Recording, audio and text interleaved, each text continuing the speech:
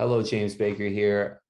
Good afternoon. I'm here from sunny Valencia, Spain. I have a call today with a gentleman. He is Canadian. He lives in Peru. He does e-commerce and he has a lot of questions. A very interesting business, a very interesting case, and he's done his research and he has his questions. So this is going to be a great call. If you're doing e-commerce, if you're interested in becoming an expat, you're interested in moving abroad and doing business remote, we talk about all of that stuff and in a lot of detail. It's kind of long. If you love listen to me talk, put on double speed. You can listen twice as fast, so you can get through the video in half the time. But it's a good call, a lot of good questions, and I'm not going to go anymore. Let's just get to the video. Thanks for being here. Like, subscribe, whatever. See you later. Let's go.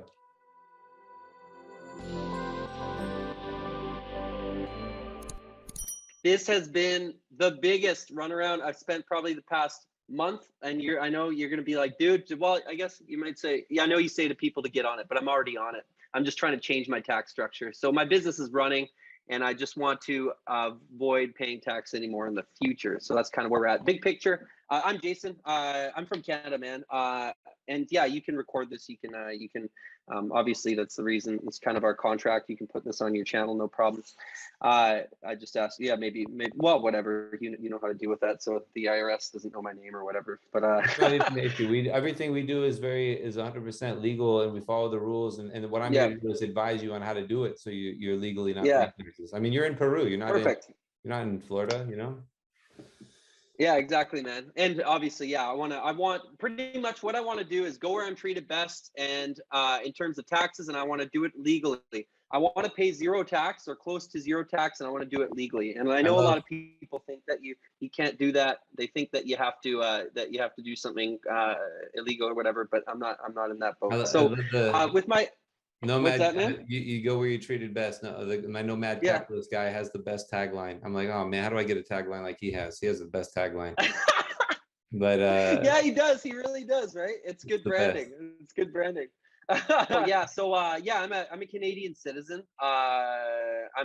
And technically right now I'm still on paper a Canadian tax resident, but that's gonna change. And I've retained a tax lawyer in Canada to fill out an NR-73, and I know I could do it myself, but effectively I want to get out of Canada. I want to do it properly and make sure that the CRA no longer is a problem for me. It's your last filing. Do it right. Yeah, exactly, man. Yeah, so that's right. So pretty much a year and a half ago, I was in the military as a fighter pilot for 12 years, and then 1.5 years ago, I got out of that job and I became independent with cash flowing real estate. Not that many, like only 2 places in Canada, 2 duplexes. One I managed to get for free, so that's why it managed to cash flow, because somebody was going to wrecking ball it and just tear it down. And I paid $50,000 to pay somebody to pick this thing up and move it, whatever. And then I did another project that turned into a really nice Airbnb in a place in Quebec. And then it was cash flowing, and it reached my cash flow goals of about, well, it was about a $3,000 a month cash flow goal.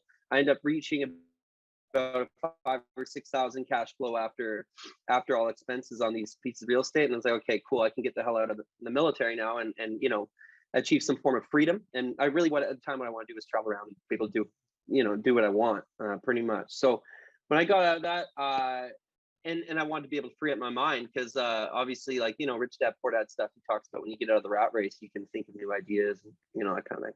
Yeah, for sure. And it's true. I mean, within 15 days of getting out of the military, I started a business selling temporary eyebrow tattoos. I'm wearing them right now.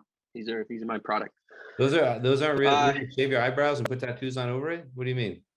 No, man, I don't even have brows. So what happened is, when I was in the military as a fighter pilot, I got super stressed at your equivalent of West Point or Air Force Academy. I was doing an engineering degree back then as well.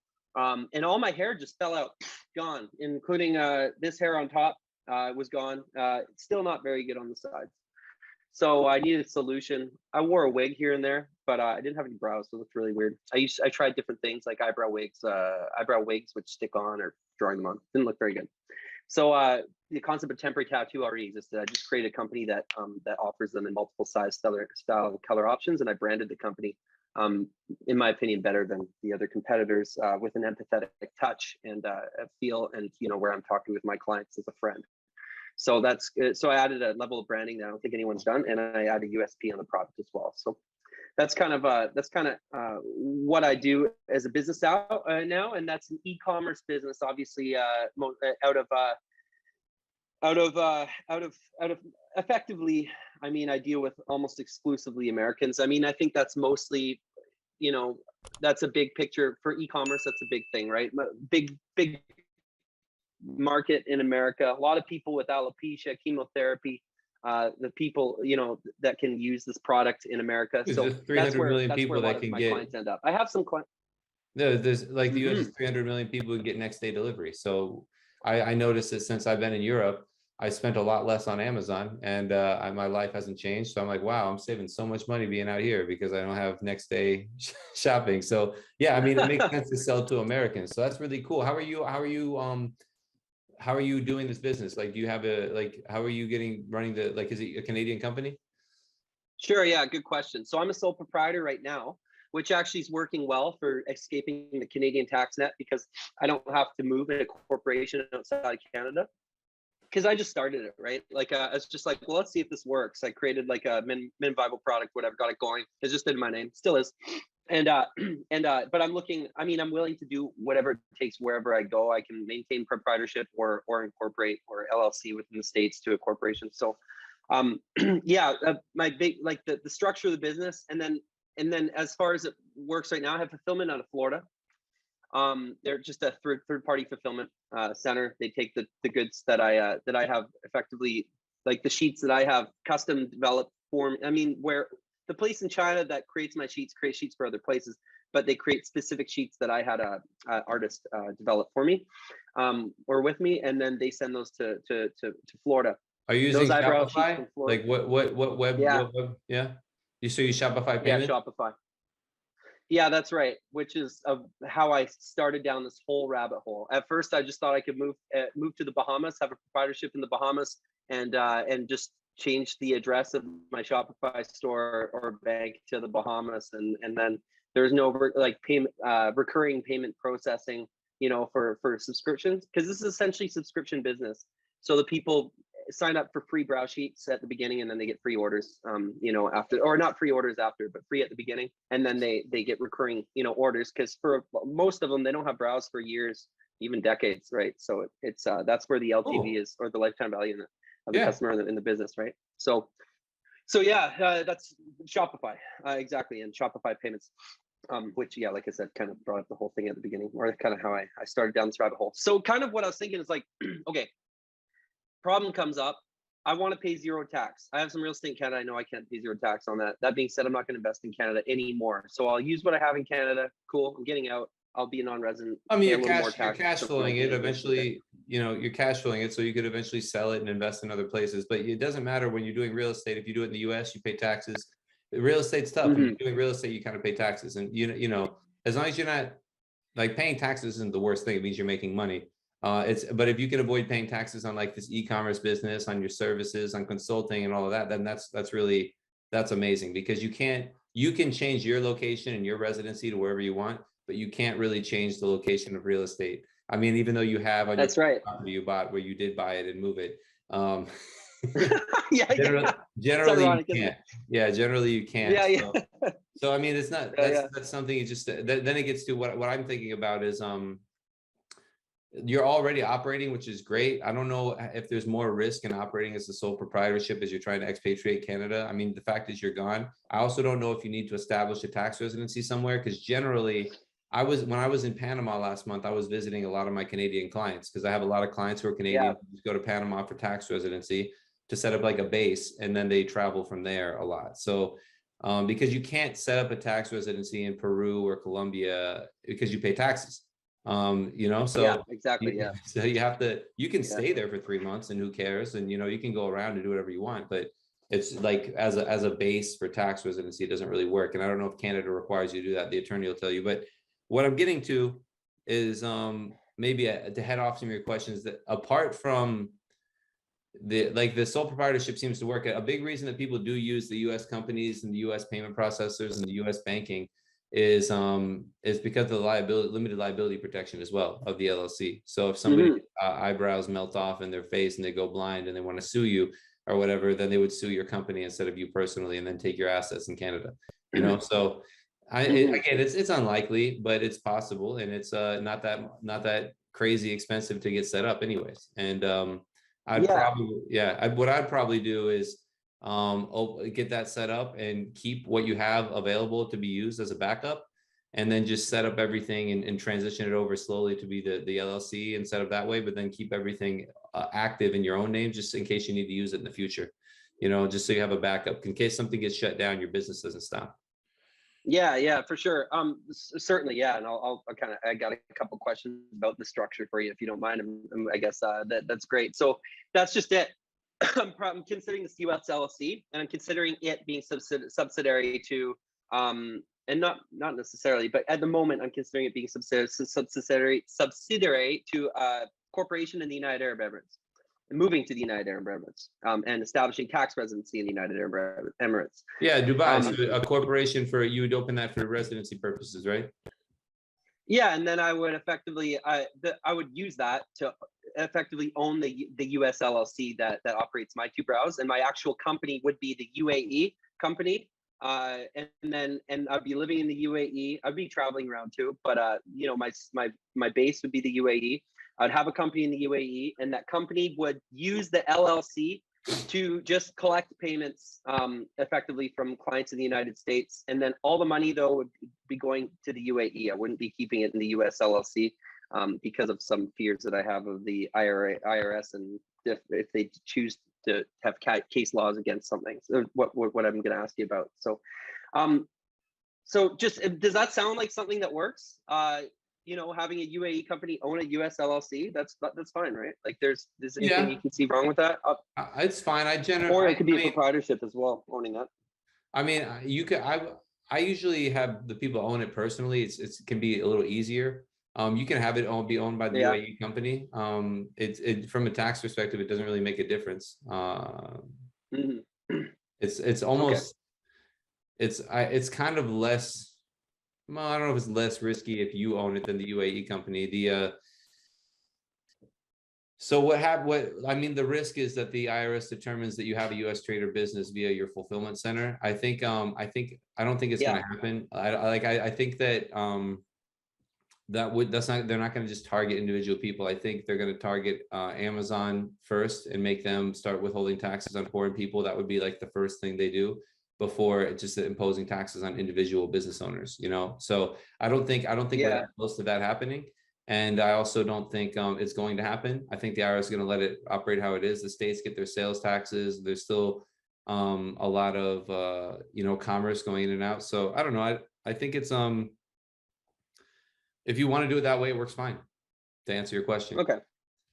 Sure, right on. And I think I need to open one to get a quick residence permit anyways in the UAE. So I might just do it. But I understand I can be a proprietor in the UAE of the US LLC too. So I mean, either way. But what you're saying brings me into this, and I know you spoke so many times about people, but I just effectively, I'm just checking if anything's changed. I know, like, I've watched your videos, I've researched this stuff, I've talked with probably, I don't know, and you know this as much as I do, different CPAs and tax lawyers. I've talked with different ones in the States, and there seem to be so many naysayers saying that you cannot have a non-resident alien like me doing business through an LLC in the United States and pay zero tax because of a 3PL warehouse, or effectively what they say is, okay, obviously to pay zero tax for me as a sole single member LLC, non-resident alien, there's three things that need to be achieved, right? Or essentially, I need to satisfy three criteria. 100% owned by non-US resident, no problem. Non-resident alien, cool, that's me. No US presence or economic substance, or I believe what we call nexus. Okay, cool. So we can just grab that. And then income not effectively connected. So for the is that right? Income not, the biggest one is income not connected with the US trade or business, and I feel like some of these guys work for the IRS in the way they interpret the tax code. I mean, like, why wouldn't you interpret it in a favorable way for your clients, based on prior case law and everything? So the biggest argument I see is what it comes down to is that in the code section 864, when they're defining what is US trade or business, I wish I could memorize. I should just memorize it. But they talk about having doing business in the US, or and And the fact is, you're doing business on the internet. You're not doing business in the U.S. And people say that you have in the case law is supported in the past that having a U.S. company and a U.S. bank account isn't sufficient for being considered to be doing business in the U.S. And then the third party warehouse you're using, you're paying them for an independent service that they're operating on their own. You're just paying them for a service, and they're taking control of the inventory. So I still think you have a great argument to say that you're not doing business in the U.S. So therefore, none of your U.S. source income is subject to tax, and it's a good argument. And then what we would do is file all the forms effectively so that you'd be supporting the position you're taking. And a good example too is I've had clients that have worked with other CPAs and who made them pay taxes on this income, and I filed amended returns and the IRS has granted refunds. So I've like gotten the money back for people who've worked with these CPAs. So if you're watching this and your CPA made you pay taxes last year, call us and we'll get it back for you. There you go, man. Right. And in similar situations to mine, right? Like what we're talking about. The exact same. If you live outside the U.S. and you don't do anything in the U.S., then you don't have to pay taxes in the U.S. It's like it's for most people, it's pretty cut and dry. There's some people who want to have a salesperson or like independent contractors, and it gets a little gray area-ish. The IRS still isn't checking, so just cross your I's and dot your T's and all the filing and the compliance and do your due diligence and you'll be fine. I mean, it's something that I think the law is on our side. And then also the IRS isn't actively pursuing or challenging at all. Right on. I was going to ask you, so there's nothing like, since I know you've had some videos all the way dating back years, right? And I've watched a lot of them, and I was curious. So nothing has really changed on that front. No new, no new case laws of IRS trying to. The case laws are mostly the last one that came out. Yeah, there's a good case. Sorry, there's a little delay with the internet. There's a good case. Give me a second. It's. I think I'm back. Am I back? Yeah, you're back. Yeah, you're good. So there was a good case about it's usually foreign corporations doing stuff in the U.S. So there was a foreign corporation owning an offshore drilling conglomerate in the Gulf of Mexico, and the IRS challenged them and won the case. And it's because the offshore drilling company didn't file protective returns. They couldn't get money back. So, the IRS isn't chasing you down. They're going for they're going for multinational corporations who are trying to skirt this stuff, So there's 80,000, 40 to 80,000 IRS employees and 300 million taxpayers in the US. So it's not like they have their eye on everyone, especially small people like you and me, It's the examples are extreme. So I think the risk is still low. None of the laws have changed regarding this stuff. And as long as you set it up right, you're good to go. Right on, man. Okay, perfect. That's great. So, and that's just a few things you mentioned. You mentioned the salesman, for example. I don't have any sales people currently, but ironically, I'm in Peru right now, and I met a cool dude he's American, and I was considering working with him, but I'm not going to let that jeopardize my tax. He doesn't live in America.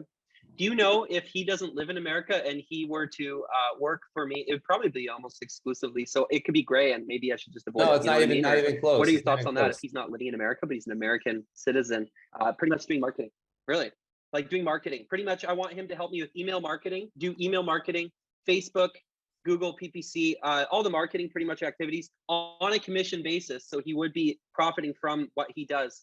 Could that? It doesn't really matter. It's because he's not in the US. It's all about US presence. It doesn't matter if he's an American. He has to pay tax on what he makes in the US as a US citizen. Okay. But he's not doing anything in the US. You still have no US trade or business. It doesn't matter if you work with an American in Peru. If he becomes a partner, okay, then he has to pay tax on his portion of the earnings. But again, still you have no US trade or business, even if you have an American partner, because he doesn't live in the US. Oh, so okay. So that the rule is not that you both have to be like, let's say he became a partner, which he's not going to actually be an actual partner in the LLC. But if that partner rule for the LLC doesn't apply to whether or not they're American, it applies to whether or not you're non-residents. I mean, I don't have case law. I don't have any case laws cited up or anything, but if you just look at it logically, like the IRS looks at things logically, you still don't have a US trade or business. It doesn't matter if he's an American. There's nothing physically in the US. The laws were written in the 50s and the 60s before the internet basically. So, and they haven't changed. Yeah, I got you. Okay, that makes sense. The only reason I thought it could be something is because I know the America at least screws Americans and doesn't let them escape the tax net other than the foreign income exclusion.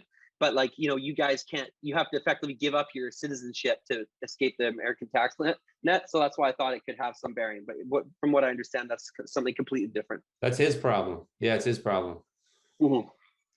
Okay, cool. So that's great. If so, I'll just tell him, make sure that he's not working, doing any activities if he goes home and visits his parents or something, not to be working on the company essentially.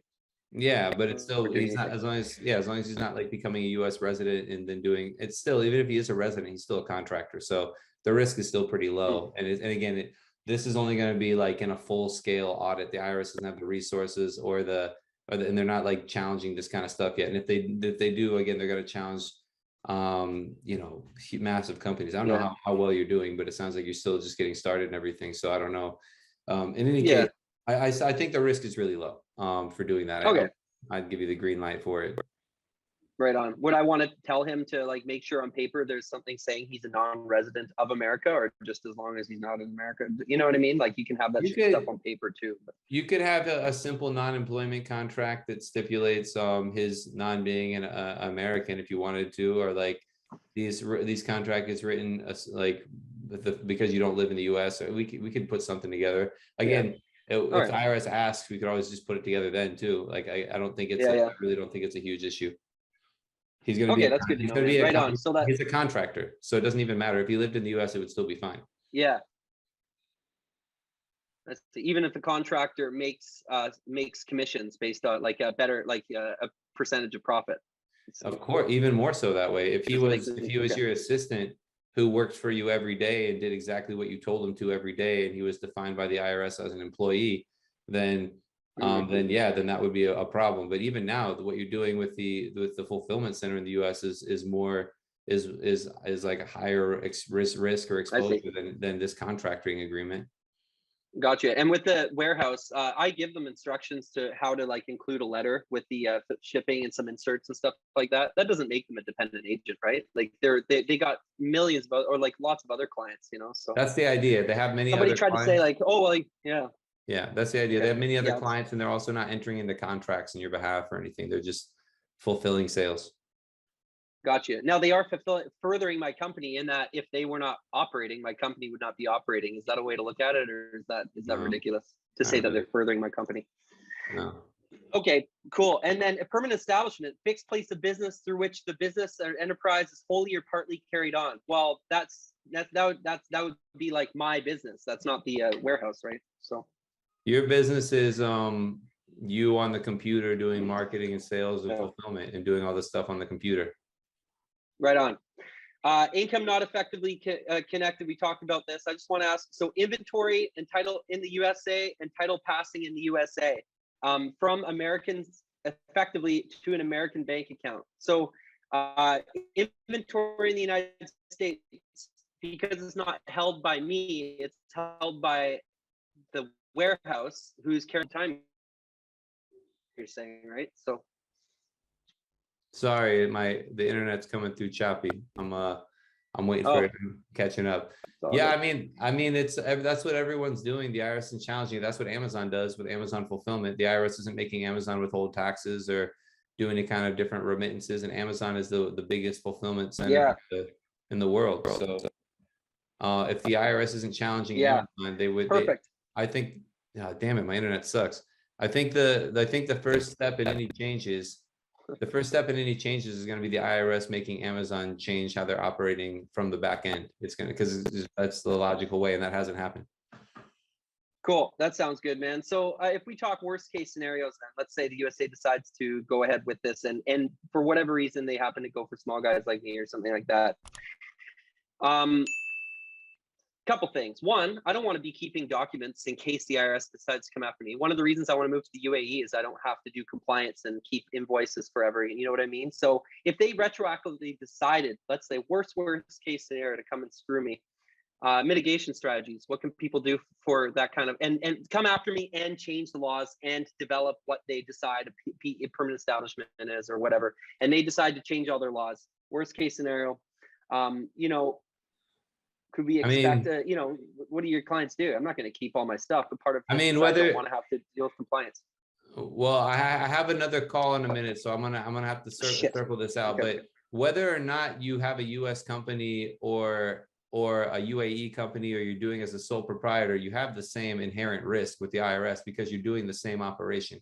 So if for some reason the IRS wants to come and hunt you down, and I mean they can, I guess. I mean the IRS is the most powerful collection agency in the world. But whether you use an LLC or you use it as in your own name, you have the same inherent risk because you're doing the same operation. So I think it's very unlikely you Yeah. have a chance to defend yourself. It's important to have a good mailing address so you can get any notices and that you can cut them off and address it ahead of time. And then eventually, in the meantime, if you're getting all your mail, you can just move all your money offshore into crypto before they're so slow. Like the IRS isn't going to levy your accounts. They're going to send you 6 months Yeah. worth of letters before they even do even like call the Yeah. bank, and that's so I think Yeah. the It risk makes is sense. really low, and then you just have to deal with it. That's an extreme hypothetical, but I mean, if the IRS does get you on a blacklist or something, or they suspect you for terrorist financing or something, then they can take money from any bank in the world. There's no hiding. But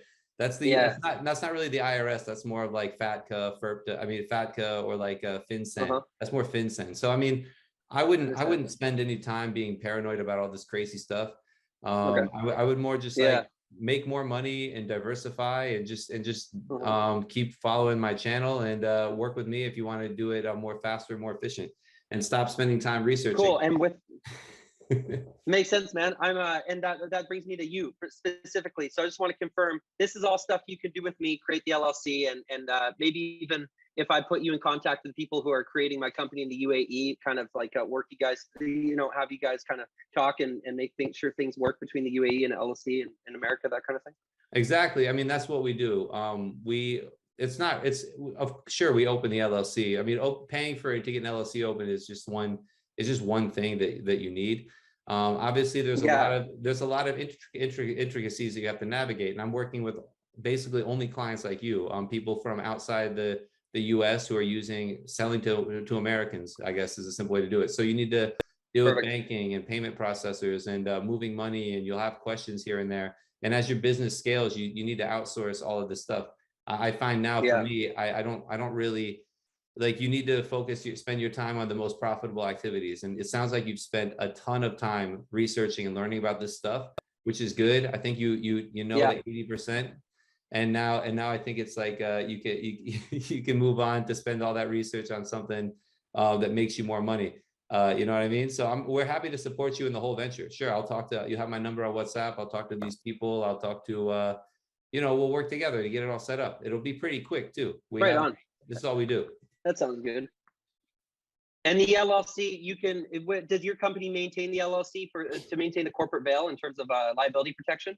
It's all anonymous. We do the tax filings for you. We keep it open. If you have any questions, we do the renewal. It's full service. We'll get it set up for you, and then we'll maintain it so you're doing all the right tax forms. And if you have questions about operations, we'll help you with that right away. It's really full service. You have a dedicated support rep or whatever we call them, and I'll send you a proposal and a little more details about it. But basically, if you decide to work with us, we'll get it set up really quick and get it set up the right way and support you. Okay, right on. Yeah, because I think you need to have meeting minutes and stuff like that. Stuff that people that are running the business aren't really thinking about, but maybe people within the accounting firm are okay. We need to write the minutes for this LLC or something, so that if somebody sees me, it doesn't flow through to me or something. Yeah, LLCs are pretty easy. They're really awesome. It's been but there's something, I never know how my clients are going to get the most value out of our service, because it's different with every client. Some people have more questions. Some people just need stuff done faster. Some people need to do transfers of ownerships, so everyone has different, or some people are just worried and need someone to calm them down. So our service helps people in different ways, so like I help people get less paranoid. It's peace of mind is what I'm selling, right? So it is.